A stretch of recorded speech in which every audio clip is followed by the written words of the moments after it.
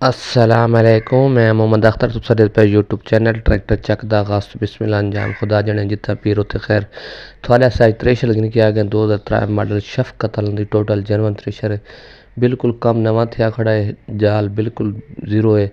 बाकी कटर भी चंगे इन बाकी जा कोई टुट भन इस थ्रेशर दे विच कोई नहीं, बिल्कुल साफ थ्रेशर है। मोटे अंगल दे विच 3 मॉडल है ते जेनवन थ्रेशर है कि नवा मिसाल फ्रेम दागी कोनी। तो ये थ्रेशर फार सेल है, जिस मैनू पास आवे राबता करे आवे सत बिस्मिल्ला जी आया नू घिन के देसो।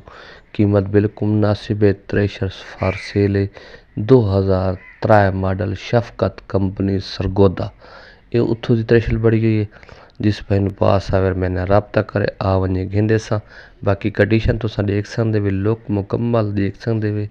थ्रेशर ते टायर भी चंगे ते चल चला दी उत्ते मोर भी स्टिकर लगा खला है, बिल्कुल साफ थ्रेशर। थ्रेशर जिस भाई नू पास आवे वो राबता करके आ सकता है। कंडीशन बिल्कुल चंगी है थ्रेशर दी, किडों त्रुट बंद थ्रेशर कोनी। कीमत सारी ना, लोकेशन सारी ना, नंबर दे ना, नंबर ते राबता करे सो आवे सो घिन वैसो। बाकी कंडीशन थोड़े सामने जेडे स्टिकर थोड़े सामने गिद्दी खड़ी है ते बिल्कुल साफ थ्रेशर। ते थ्रेशर फार सेल है। इसकी कीमत भी थोड़ा दसन वाला। बाकी लोकेशन थोड़ा पता है, ज़िला बखर इलाका नवा जंडा वाला, उस इर्द गिर्द नज़दीक खलियन।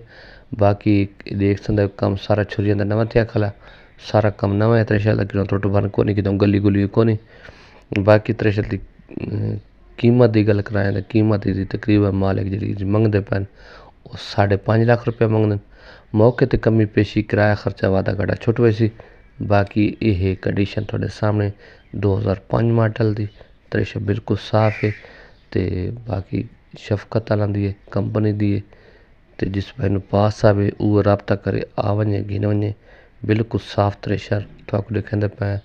बाकी नंबर दे देना, नंबर ते राबता करे सो आवे सो वीडियो चंगी लगे तो। बाकी पिछली वीडियो थोड़ा डिठियां करो ट्रैक्टर दियां, उन्होंने ट्रैक्टर काफ़ी फार सेल हैं। जेड़ा भी ट्रैक्टर फीट जेड़ा भी ट्रैक्टर चाहिए मैंने राबता करे सो आवे सो, इस नंबर पर राबता करे सो आवे सो।